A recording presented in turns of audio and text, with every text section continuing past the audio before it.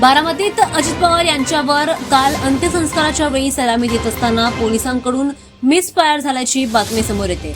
महाराष्ट्राचे उपमुख्यमंत्री आणि राष्ट्रवादी काँग्रेसचे अध्यक्ष अजित पवार यांचे अंत्यसंस्कार बारामतीच्या विद्याप्रतिष्ठान मैदानात शासकीय इतमामात करण्यात आले। यावेळी त्यांच्या पार्थिवाला राजकीय सलामी देत असताना एका पोलीस कर्मचाऱ्याकडून चुकीने एक गोळी सुटल्याची घटना घडली।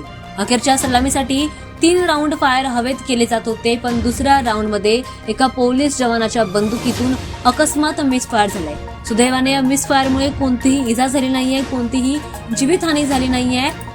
अजितदादांना पोलिसांकडून अखेरची सलामी देण्यात येत असताना ही घटना घडली। पोलिसांकडून सलामी देत असताना 3 राऊंड हवेत फायर केले जात होते आणि यावेळी समोरच्या रांगेतील पोलिसाकडून पहिला राऊंड फायर केल्यानंतर दुसरा राऊंड फायर करताना पोलिसाच्या बंदुकीतून मिसफायर झालाय। या घटनेचा व्हिडिओ सध्या सोशल मीडियावर व्हायरल होतोय। सुदैवाने या बंदुकीतून सुटलेली गोळी ही कोणालाही लागली नाहीये, त्यामुळे कोणतीही जीवितहानी झाली नाहीये। अजित पवार यांच्या पार्थिवाला मुलांकडून मुखाग्नी दिली जात होती, त्यावेळी अनेक मान्यवर अनेक नेते मंडळी यावेळी उपस्थित होते। लाखोंची गर्दी या ठिकाणी होती, मात्र या घटनेनंतर कोणतीही जीवितहानी झाली नाहीये।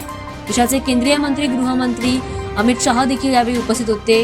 मुख्यमंत्री देवेंद्र फडणवीस, उपमुख्यमंत्री एकनाथ शिंदे, राष्ट्रवादी काँग्रेसचे पक्षाचे वरिष्ठ नेते, शिवाय लाखोंची गर्दी या ठिकाणी होती। मात्र या घटनेनंतर कोणतीही जीवितहानी झाली नाहीये। मात्र या घटनेचा व्हिडिओ सध्या सोशल मीडियावर मोठ्या प्रमाणात व्हायरल होतो।